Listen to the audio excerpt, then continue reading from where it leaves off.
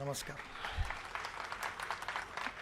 महाराष्ट्र के उप मुख्यमंत्री आदरणीय देवेंद्र फडणवीस जी, इस क्षेत्र के लोकप्रिय आमदार विकास ठाकरे, मंच पर उपस्थित माजी महापौर मायाताई, संदीप जी, हमारे स्टैंडिंग कमेटी के पूर्व चेयरमैन और इस क्षेत्र के नगर सेवक संदीप जी, संदीप जोशी, संदीप जाधव, माजी महापौर दयाशंकर जी भी है। अच्छा, इकल्ला नहीं। मंच पर उपस्थित सभी नगर सेवक, पदाधिकारीगण और विशेष रूप से हमारे कमिश्नर, हमारे डिप्टी कमिश्नर और उपस्थित सभी भाई और बहनों, ये बात सही है कि इस क्षेत्र में काफ़ी विकास करने की आवश्यकता है और इसीलिए मायाताई ने जब कहा कि विकास ठाकरे जी को कहा कि विकास करने के लिए मदद करिए, तो मैं मन में सोच रहा था इनके नाम में ही विकास है तो मदद तो करनी पड़ेगी। वैसे एक बात है कि चुनाव में अलग अलग पार्टी से हम लोग जरूर चुनाव लड़ते हैं, पर देवेंद्र जी हो, मैं हूँ, हमने राजनीति में एक परंपरा का पालन किया है कि चुनाव खत्म होने के बाद जो विरोध करने वाला व्यक्ति हो, गालियाँ देने वाला व्यक्ति हो, वो भी घर पर आता है तो उसका काम करना चाहिए। जो कानूनी काम है, सही काम है, वो किसी का भी हो, वो किसी भी हालत में करना चाहिए और जो गलत काम होगा वो अपने का भी होगा तो भी नहीं करना चाहिए। यही संस्कार हमको मिला। पहली बात तो ऐसे कि नागपुर शहर में 24/7 जिसके बारे में ये योजना लाई गई, और मुझे कभी कभी अपनी गलतियों को स्वीकारने में कोई संकोच नहीं होता।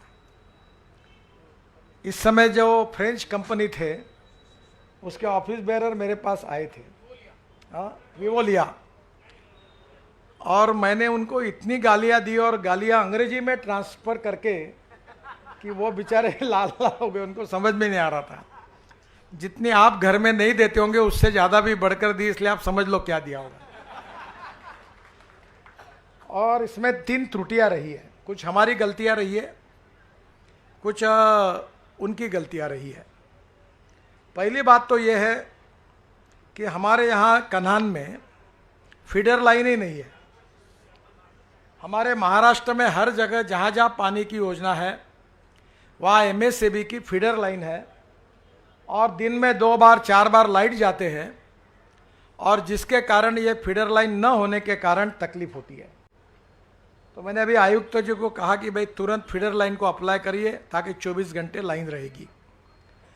हमारा जो पानी आता है वो 750 MLD आता है, पर इनके पास जो हिसाब है वो 400 MLD का ही है। 300 का पानी कहाँ आ रहा, कहाँ घुस रहा, किसके यहाँ जा रहा पता नहीं है, और ये एक गंभीर बात है। फिर और एक बात ध्यान में आई कि पानी की टंकियाँ बनाने के लिए उसमें मेरी गलती हुई।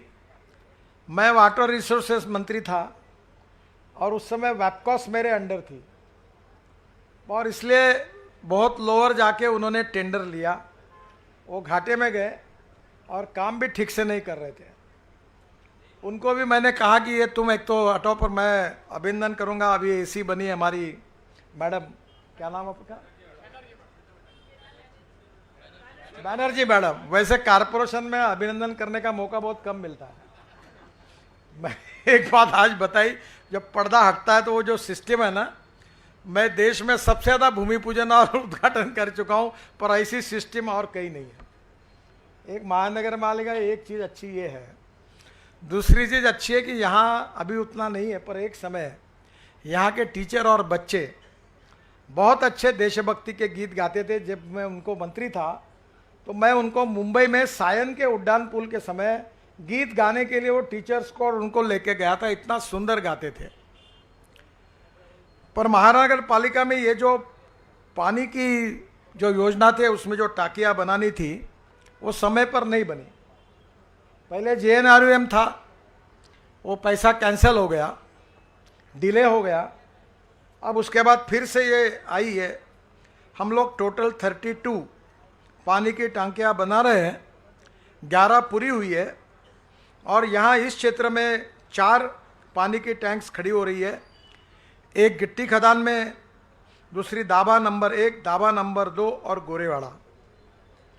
तो 3 टाकियाँ तो पूरी हुई है। गोरेवाड़ा का काम अभी जल्दी शुरू हो जाएगा, तो 4 टाकियाँ मिलने से यहाँ पानी की टाकियाँ बन जाएगी। फिर इसमें ध्यान में यह आया कि पानी के टाकी में स्पेशल पंप लगाकर उसको प्रेशर देने की आवश्यकता थी, पर प्रेशर के पंप इसलिए नहीं लगे कि महानगर पालिका की जो पुरानी पाइपलाइन है वो फूट जाएगी और हम एक्सपोज होंगे, इसलिए प्रेशर के पंप ही नहीं लगाए गए। आज मैंने आयुक्त जी को कहा कि पंप लगाओ, जो फूटना है उसको फूटने दो, और फूटने के बाद सबसे इम्पॉर्टेंट चीज़ है कि नागपुर शहर की जो खराब पाइपलाइन है, सड़ी हुई है, वो बदलनी चाहिए और बजट में इसके लिए विशेष प्रायोरिटी देकर ये हमको पाइपलाइन रिप्लेस करनी पड़ेगी। एक गलती ये हुई कि जब ये टेंडर निकला तो पाइपलाइन केवल 4000 किलोमीटर थी और निकली 16000 किलोमीटर। ये कारपोरेशन में कोई भी चमत्कार हो सकता है। मेरे घर के सामने एक ड्रेनेज की टाकी थी, एकनाथ राव जो कारपोरेटर थे। मैं कभी भी ये चीज़ याद, एक मैं पालक मंत्री था, मेरे पास लाल दिए की गाड़ी रहती थी। ये बरडे थे ना अपने यहाँ के, पुलिस लाइन टाकले के। नहीं, दूसरा बरडे हमारा एक ड्राइवर था, ड्राइवर वो अभी बेचारा है। तो वो जब गाड़ी लाता था तो वो हर समय ढक्कन टूटता था। वो एकनाथ राव जो रोज नया लगाते थे। मैं बहुत बार कारपोरेशन में कह चुका था कि ये प्रीकास्ट का लगाओ, फाइबर ग्लास का लगाओ, और लोग भी इतने उचक्के हैं कि स्टील का लगाया तो निकाल के चोरी करके ले जाते। फिर अभी शायद प्रीकास्ट के लगना शुरू हुआ है। तो स्वाभाविक रूप से अभी ये पानी की पाइपलाइन जो है, अब इसको पंप लगाने की बात आयुक्त साहब को कही है। अब पाइपलाइन फूटने वाली है। मैंने बोला फूटे तो फूटने दो, डरते क्यों हो? अगर आपको कैंसर हुआ है तो बताओ, काटो उसको, छुपा के रखने में तो मरना ही है। तो अब ये आपका पाइपलाइन फूटने वाली है, तो आप तैयारी रखो, जहाँ फूटेगी वहाँ नई पाइपलाइन डालेंगे। और ये पाइपलाइन डक्ट आयरन की ही चाहिए, ये PVC और बाकी नहीं चाहिए। और इसलिए कारपोरेशन इसके लिए प्रायोरिटी वाइज बजट रखेगी और निश्चित रूप से हम पूरे शहर की 24 लाइन जो है, अब शहर के कुछ भागों में पानी 24 आवर मिल रहा है। ऐसे कुछ भाग है हमारे यहाँ, मिनीमाता नगर में डिप्टी सिग्नल में 24 घंटे पानी है। कुछ जगह मिल रहा है और अभी भी कुछ जगह नहीं मिल रहा है। तो प्रेशर पंप लगने के बाद ये 3 मंजिले तक पानी चढ़ेगा। और इसके लिए अब अच्छी बात हुई कि जीवन प्राधिकरण के प्रमुख थे डॉक्टर दासस्त्र, वो वर्ल्ड बैंक के टेक्निकल एक्सपर्ट है। उनको मैंने नागपुर बुलाया था, कमिश्नर साहब से उनकी मीटिंग हुई और वो अब हमारे एडवाइज़र करके काम करने वाले हैं।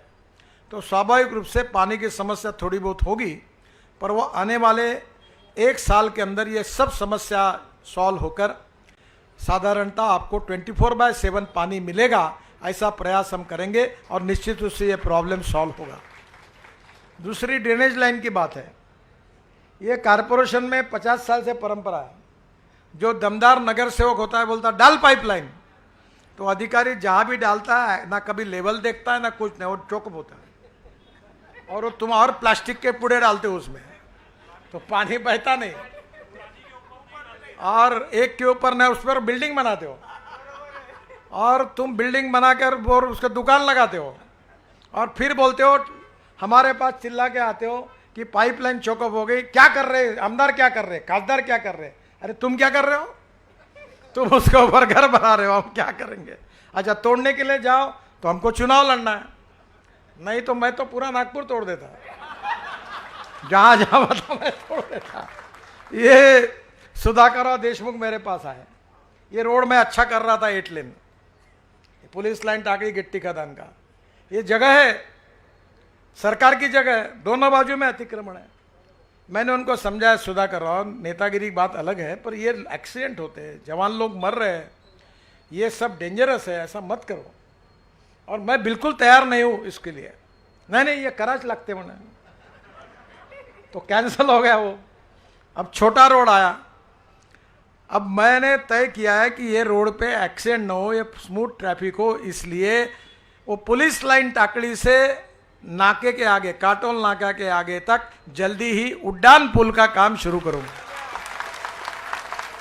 डीपीआर बन गया है और ये उड्डान पुल बनेगा।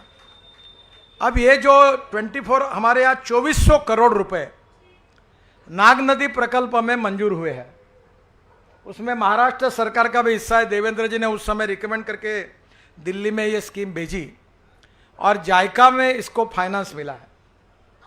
अब मैंने कमिश्नर साहब को कहा कि ये नागपुर का घटिया कंसल्टेंट मत लो, यहाँ के ठेकेदार भी बहुत चालू है, जो भी काम करते हैं वो पूरा खराब ही करते हैं। मैंने अभी प्रवीण को कहा ये 11 तालाब को जो पैसे दिए ना, जरा बिल्कुल देखो परफेक्टली, और इसके बाद अगर खराब काम किया तो उसको ब्लैक लिस्टेड करो, टर्मिनेट करो। जो क्वालिटी का काम नहीं करेगा उसके ऊपर कड़ी कार्रवाई करो। हमने किसी से लक्ष्मी दर्शन नहीं लिया है, तो ठेकेदार लोग याद रखो कि तुमने खराब काम किया तो बुलडोजर तुमके ऊपर चलेगा, तो तुम अच्छा काम करो। अभी ये नाग नदी में अच्छी पाइपलाइन डालकर पूरे शहर में 3 विधानसभा क्षेत्र में 2400 करोड़ रुपए जो मिल रहे उसकी योजना में काम होगा। अब देवेंद्र जी से मेरा अनुरोध है कि एक बार आप भी मीटिंग कराइए। अब कमिश्नर साहब को मैंने कहा कि ये 2400 करोड़ में 3 विधानसभा की पाइपलाइन आ जाएगी, 4 विधानसभा की, और बाकी 2 विधानसभा के लिए हमको कुछ पैसा लगेगा। हाँ, वो भी 1000 करोड़ रुपए लगेंगे, उसका भी डीपीआर मंजूर हुआ है। और जो इंटरनेशनल कंसल्टेंट है उनकी सलाह से पूरे नागपुर का, चाहे एनआईटी हो, चाहे महानगर पालिका हो, चाहे एनएमआरडी हो, एक ड्रेनेज का मास्टर प्लान तैयार करके पूरे शहर में निश्चित रूप से हम ड्रेनेज की ऐसी व्यवस्था करेंगे कि मैं कमिश्नर साहब को प्रार्थना करता हूँ कि अब 2-4-5 दिन के बाद बरसात आएगी, मैं नागपुर रहूँगा और बरसात में घूमूंगा, और जहाँ पानी अटका हुआ लगेगा वहाँ आपके सामने आके लोगों को आको धरने देने के लिए कहूँगा। तो आप अभी सब नालियों को एक जगह भी पानी नहीं मिलना चाहिए, तो आप इसके लिए अधिकारियों को सजग करिए, नालियाँ साफ करिए। नाले ऐसे जो साफ ही नहीं होते। मैं ये रेलवे लाइन के बाजू में गंगाबाई घाट का नाला रोज देखता हूँ, मेरी भी बुरी आदत है। साफ हुआ देखता हूँ तो वैसे ही दिखता है। साफ हुआ तो क्या हुआ नाग नदी की कहानी वही है। देवेंद्र जी से मेरा अनुरोध है कि एक बहुत अच्छी एक्सपर्ट कमेटी, हमने कुछ नाम आपके पास भेजे हैं, उसमें नीरी के जो डायरेक्टर थे शिरीष वटे हैं, कुछ डॉक्टरेट हुए इन्वायरमेंटलिस्ट है, कुछ रिटायर्ड चीफ इंजीनियर, और अब डॉक्टर दासहस्त्र भी यहाँ नागपुर के ही है वो, और वर्ल्ड बैंक के टेक्निकल डायरेक्टर है। तो मुझे लगता है कि आप इस बार इन सब टेक्निकल लोगों की एडवाइजरी स्टीयरिंग कमेटी अपॉइंट करके जो कमिश्नर साहब को पूरी तरह मार्गदर्शन करेगी, ताकि टेक्निकली कहीं कॉम्प्रोमाइज़ नहीं होगा, और नागपुर में नाग नदी के साथ बाकी भी नदियों का काम आगे करने की कोशिश करेंगे। एक बहुत अच्छी बात हुई है कि कल गोदनी रेलवे स्टेशन का भूमि पूजन है, प्रधानमंत्री कर रहे हैं 300 स्टेशन का, और मुझे बहुत खुशी है कि पश्चिम नागपुर में एक अच्छा रेलवे स्टेशन मिल रहा है, और उसके साथ साथ अजनी और मेन स्टेशन का भी अब प्लान मंजूर हुआ है, वो 5 स्टार होटल जैसा बनेगा। तो मैंने अभी देवेंद्र जी को कहा है कि आप अजनी पर एक दिन, मैंने आज सीआरएम से, मेरी यहाँ के सेंट्रल रेलवे के मैनेजर से बात हुई है, क्योंकि वहीं हम लोग ब्रिज बना रहे हैं बहुत बड़ा, क्योंकि पुराना ब्रिज हो गया है, उसको लेकर हम वहाँ अजनी स्टेशन का बड़ा काम हो रहा है, वो भी 5 स्टार जैसा बन रहा है। और देवेंद्र जी बताने के लिए भूल गए, जो उन्होंने बताया वो मैं रिपीट नहीं करूँगा। उन्होंने 1200 करोड़ रुपए दिए हैं लॉजिस्टिक के लिए, और देश में जितने ट्रक ट्रांसपोर्ट है, जिनके गाड़ियाँ दुरुस्ती होती है, रोड पे खड़े करते हैं, वैसे तो रोड हमने आपके पार्किंग के लिए बनाए घर बड़ा बनाते हो, मार्बल लगाते हो, ग्रेनाइट लगाते हो, और गाड़ी रोड पे खड़े करते हैं, तो ये गलत बात है। तो अभी ये पूरे ट्रक और बसेस, इसके लिए जो लॉजिस्टिक पार्क की जगह कलेक्टर साहब ने आइडेंटिफाई की है, देवेंद्र जी को प्रेजेंटेशन देने वाले, तो ये लॉजिस्टिक पार्क भी होगा। और इसके साथ साथ सबसे इम्पॉर्टेंट चीज़ है कि हमारे शहर में अभी भी सब्जी मार्केट, मटन मार्केट, मच्छी मार्केट की जगह अच्छी नहीं है। हॉकर्स के लिए जगह नहीं है, फूड पार्क के लिए। अभी मैं 11 मंजिली बिल्डिंग वो तेलंगखेड़ी के बाजू में, फुटाला के बाजू में बना रहा हूँ। एक समय 12 से 15 हज़ार लोग वहाँ जाकर होटल में, रेस्टोरेंट में खा सकते हैं, ऐसी बना रहा हूँ, क्योंकि लोग रोड पर ना खाए और उसी पैसे में। तो मेरा आपसे अनुरोध है कि महानगर पालिका के आयुक्त जी को बहुत लंदन स्ट्रीट के कारण बहुत पैसा मिल रहा है। मुझे बहुत खुशी है कि 2.5 करोड़ में हमने वो जगह मिलाई थी भारत सरकार से, और उसके ऊपर 5,000 करोड़ का प्रोजेक्ट हो रहा है, और महानगर पालिका को 2,000 करोड़ रुपए मिल रहे हैं। अभी तक 3 पैकेज में 250-300 करोड़ मिल गए। तो ये जैसे जैसे पैकेज जाएंगे वैसे महानगर पालिका में और एनआईटी में बहुत ऐसे कम से कम 14 से 15 प्रपोजल है, जिससे महानगर पालिका का हजारों करोड़ फायदा होगा और टैक्स हर साल बढ़ेगा। तो मैंने आयुक्त जी को कहा है कि इसके लिए एक स्पेशल डेडिकेटेड डिवीजन खोलिए, और जो लंदन स्ट्रीट का जो फार्मूला है वो किसी के ऊपर एलिगेशन नहीं होते, क्योंकि किसी को जगह बांटने का अधिकार हमारे पास नहीं है। तो स्वाभाविक रूप से बिल्डर ही वो करेगा। तो निश्चित रूप से 1 लाख के बस्ती के पीछे कम से कम एक मटन मार्केट, मच्छी मार्केट, एयर कंडीशन और एक फ्रूट वेजिटेबल मार्केट बने, ताकि हेल्थ पॉइंट ऑफ व्यू हमारे लोगों को मक्खियाँ बैठी हुई गंदगी के समय जो मटन मच्छी खरीदते वो खरीद करने का मौका नहीं आएगा। और एक अच्छी बात, देवेंद्र जी को मैं धन्यवाद दूंगा कि पिछले बार उन्होंने, बावनकुड़े जी उन्होंने मिलकर 60 करोड़ रुपए दिए थे, और हमने काफ़ी मैदान अच्छे किए हैं।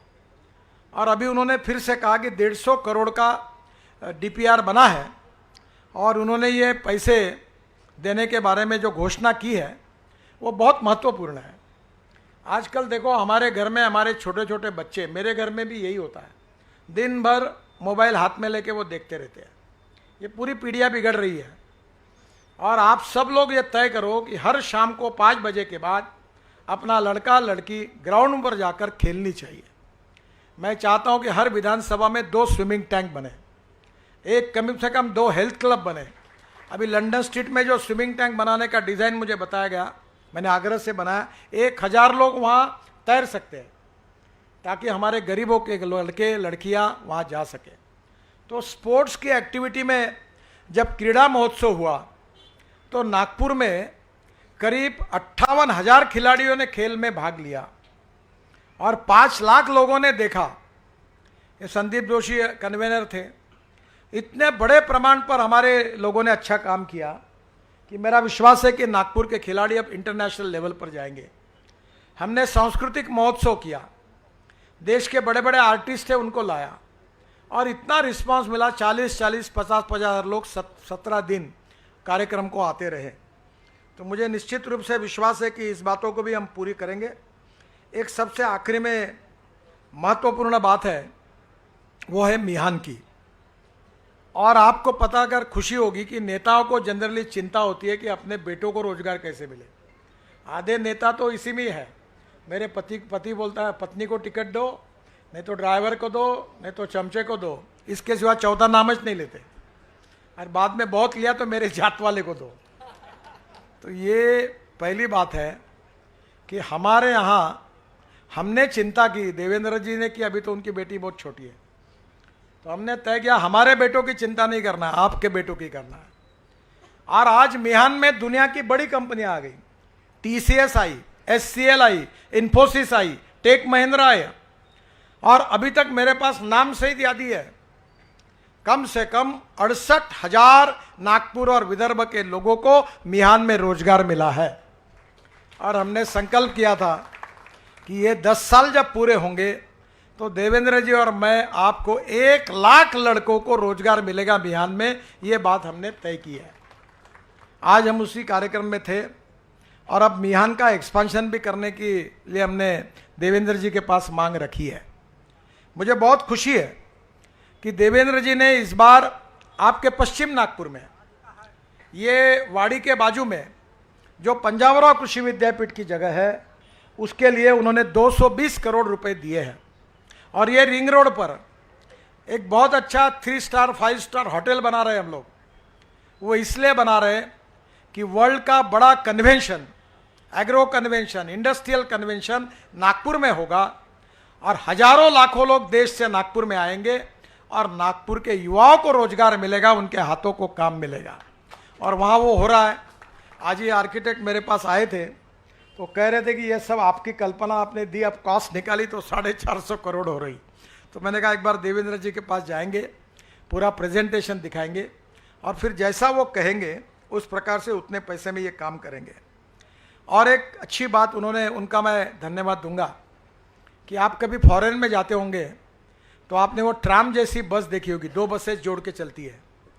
तो कोशिश कर रहा हूँ कि 3 बसेस जुड़ेगी और आपके ये जो काटोल रोड का जो नाका है, यहाँ से बस शुरू हो जाएगी तो छिंदवाड़ा रोड पर जाएगी, वहाँ से सीधी जाएगी मारुति की शोरूम जो है कामठी रोड पर, वहाँ जाएगी, वहाँ से कड़मना के पुल पर चढ़ेगी, वहाँ से पार्डी जाएगी, पार्डी से सीधा रिंग रोड पर आएगी और रिंग रोड से छत्रपति चौक में आएगी, छत्रपति चौक से टी पॉइंट MIDC आएगी और MIDC से घूमकर MIDC के रोड से वाड़ी के अंदर से फिर ये काटोल नाके के चौक पर आएगी। और मैंने आज टाटा के लोग आ रहे, उनको बोला नागपुर के लोग भुक्कड़ नहीं है, वो साले ऐसी चेयर नहीं चाहिए, बिजनेस क्लास की चेयर लगाओ, एयर कंडीशन बस चाहिए और टिकट रेट जो डीजल बस है उससे 30% कम चाहिए। तो अब ये बस के लिए उन्होंने जो लाइन खींचनी है उसके लिए आज ही उन्होंने आयुक्त साहब को भी बताया और यहाँ भी डिक्लेयर किया है। मैं उनका बहुत बहुत आभार मानता हूँ। गोरेवाड़ा तालाब के सौंदर्यीकरण का भी विषय है, कुछ लोगों ने मेरे पास रखा पर अभी तक उस पर कोई योजना नहीं हुई है। पर आने वाले समय में फुटाड़ा का बहुत अच्छा म्यूजिकल फाउंटेन बना है और मेरा विश्वास है कि फुटाड़ा में बॉटनिकल गार्डन है, वहाँ हम लोग बहुत बड़ा, जैसा वैनकोर में कनाडा में एक गार्डन था, 5000 गुलाब की जातियाँ इकट्ठा की है, 900 कमल की जाति इकट्ठा की और तेलंगखेड़ी के बगीचे को, और ये इसको हम ऐसी इंटरनेशनल स्टैंडर्ड का गार्डन बनाएंगे, म्यूजिकल फाउंटेन बनाएंगे। म्यूजिक बना ही है, अब वर्ल्ड का अच्छा फाउंटेन है, दुनिया के लोग नागपुर देखने के लिए आए हैं और मुझे लगता है कि बाकी तो बहुत काम हुए हैं। देवेंद्र जी ने भी कंक्रीट रोड के लिए पैसे दिए, अब G20 में भी बहुत पैसे हुए। मेरे घर के सामने ऐसे ही मैंने कहा कि एक फाउंटेन बना दो, वो बन गया। मुझे पता ही नहीं, रोज हजारों लोग उसको आते हैं सेल्फी निकालने के लिए और लोग वहाँ वो जो लॉन बनी है वहाँ डब्बे खाते हैं, घर से डब्बा लेके गरीब लोग आते हैं और एंजॉय करते हैं। ये हमने एक्सपेक्ट भी नहीं किया था, उतना लोगों को उसका आनंद हो रहा है छोटी सी चीज़ का। और इसलिए हैप्पी ह्यूमन इंडेक्स ये सबसे इम्पॉर्टेंट नया कंसेप्ट है और इसलिए शिक्षा के क्षेत्र में, स्वास्थ्य के क्षेत्र में और अच्छे इंफ्रास्ट्रक्चर में गरीब लोगों का जीवन सुसह्य कैसे बने, युवाओं को रोजगार कैसे मिले, 24 घंटे पानी कैसे मिले, आपके लिए सभी प्रकार की सुविधाएं कैसे होगी। मुझे बहुत खुशी है कि देवेंद्र जी ने भी एक काम कर, मैंने भी एक प्रोजेक्ट लिया है। मेरे माँ के स्मरण में मैं कमाल टॉकी चौक में एक बिल्डिंग आज अभी देख कर है तो काम शुरू हो गया, वहाँ एक बिल्डिंग बना रहा हूँ और वहाँ जो MRI है वो हमारे डॉक्टर के पास जाते हैं तो 14,000 15,000 में मिलता है, तो वो MRI 1500 रुपये में मिलेगा, CT स्कैन 600-700 रुपये में मिलेगा, डायलिसिस 350 रुपये में होगा, जो बहुत सस्ता और बेस्ट वर्ल्ड क्वालिटी का स्टैंडर्ड होगा, ताकि गरीब लोगों की हम कुछ सेवा कर सकें। मुझे याद है उसी विशाखापट्टनम के MSME के जो सभी काम करने वाले लड़के, वो उनका 40,000 करोड़ का एक्सपोर्ट हुआ। मैंने MSME का समय वो पूरा प्लान खड़ा किया तो सब आए और मुझे कहने लगे आपको गुरु दक्षिणा देनी है। मैं बोला मुझे कुछ मत दो, क्या देना। नहीं, बोले आप सेवा का काम करते हैं, हम फुकट में देंगे आपको सब। और वो MSME का जो पार्क है जहाँ सब बनता है, वेंटिलेटर्स बनते हैं, एक्सपोर्ट हो रहे हैं, वो उन्होंने पूरा ये प्रोजेक्ट दिया है। अभी उन्होंने एक गाड़ी दी मुझे, 11,000 लोगों के आंखें जांच की गई, कल 11,000 पूरे हो जाएंगे। अनेक लोगों को चश्मे दिए 100 रुपये में अच्छे क्वालिटी के, करीब 1000 लोगों के कैटरेक्ट के ऑपरेशन हुए। और वो कान को लगाने वाली मशीन डिजिटल 11,000 12,000 की वो 3,000 में दे रहे हैं, और जो सिंपल मशीन है वो 5,000 की वो 1,100 में दे रहे हैं। मेरे पास परसों एक लीडर आया था, देवेंद्र जी को पता है, वो बुटीबोरी में एक श्रीवास करके है, वो आया तो मैं उससे बात कर रहा था तो उसको सुनने में नहीं आ रहा था। वो बोलता था, मैं बोलता था जोर जोर से, उसके आवाज में नहीं था। बोला ठहर, बाद में बात कर। बोला मंडलेकर मशीन लगा इसको, और जैसे मशीन लगा दी वो पोपट जैसा बोलने लगा। तो अब अनेक जिनको सुनने में नहीं आता उनको मशीन लग गई, आंखों के कैटरेक्ट के ऑपरेशन हुए। ये हमारा भाग्य है कि हमको गरीबों की सेवा करने का मौका मिला है।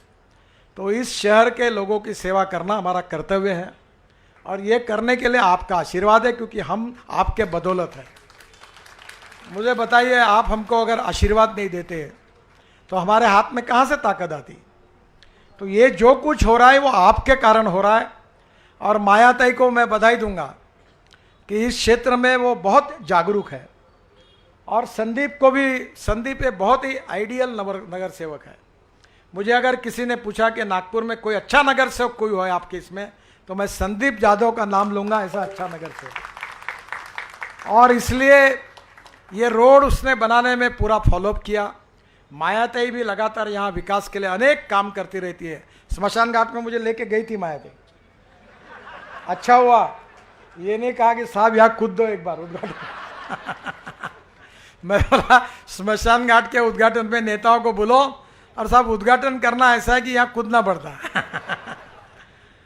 पर आज अच्छे स्मशान घाट और मोक्षधाम भी बन रहे हैं। मायाताई हो, संदीप हो, बाकी भी सब नगर सेवक हो, मैंने सबके नाम नहीं लिए, पर ग्वालबंसी जी है, मुझे विशेष रूप से इनके पिताजी की याद आ रही है। मैं हर बार मेरे से एमपी फंड से पैसे लेके जाते थे, और आज उनका लड़का भी यहाँ बहुत अच्छा काम कर रहा है, बाकी भी सब नगर सेवक है, और यहाँ यही कोशिश कर रहे हैं कि हम अच्छा काम कैसे कर सकें, लोगों की सेवा कैसे कर सकें ईमानदारी से, और इसी भाव से हम काम करते रहे। और ये इसीलिए संभव हुआ कि आप सबका हमारे पीछे आशीर्वाद रहा, और इसलिए स्वच्छ नागपुर, प्रदूषण मुक्त नागपुर, और जैसे भी देवेंद्र जी ने कहा कि ग्लोबल स्टैंडर्ड का इंफ्रास्ट्रक्चर होगा, पर यहाँ का जो पर कैपिटा इनकम जो है वो बढ़ेगा, पर यहाँ का एक्सपेंडिचर जो होगा वो बाकी मेट्रो की सिटी की तुलना में, उसकी तुलना में 50 से 60% होगा। और नागपुर ये आइडियल लोकेशन है जो डेवलपमेंट के लिए दुनिया भर के लोग नागपुर में आ रहे हैं, और यहाँ के लड़कों को रोजगार मिलेगा। और नागपुर का विकास, अभी देवेंद्र ने मेडिकल कॉलेज को पैसे दिए, मेयो को पैसे दिए। अब ये शेड्यूल कास्ट और शेड्यूल ट्राइब में जो सिकल सेल और थैलीसीमिया का प्रॉब्लम है, अभी मैंने WCL से पैसे लेके ऑपरेशन कराए मुंबई में, तो 10 लाख रुपए लगे। अभी हम लोग एम्स में पूरा एक वार्ड सिकल सेल और थैलीसीमिया के लिए खोलेंगे, जिसमें हमारे शेड्यूल कास्ट और शेड्यूल ट्राइब में बहुत लोग हैं इसके, इनके बीमारी का इलाज लगभग निःशुल्क नागपुर में हो सकेगा। यही हम सब लोगों की तरफ से प्रयास है। मैं आपको बहुत बहुत बधाई देता हूँ, और जो काम हो रहा है उसके कारण नागपुर अच्छा बन रहा है, सुंदर बन रहा है। सब नगर सेवक का सहयोग है। हमारे आमदार विकास ठाकरे हैं, वो भी हर बार हमारे सब कामों में मदद करते हैं, सहयोग करते हैं, कभी भी किसी प्रकार की अड़चन नहीं आती। और मैंने भी उनको कहा कि आपको जो जो लगता है आप मेरे पास, देवेंद्र जी के पास आइए, आपका कोई काम ऐसा नहीं होगा कि जिसमें हम मदद नहीं करेंगे। विकास के लिए हम सब एक हैं और मिलकर काम करेंगे, और नागपुर को दुनिया का नंबर 1 का शहर बनाएंगे, सुंदर और स्वच्छ, प्रदूषण मुक्त। ये संकल्प के लिए आपका सहयोग मिलेगा। इसी विश्वास के साथ मैं अपनी बात को समाप्त करता हूँ। धन्यवाद।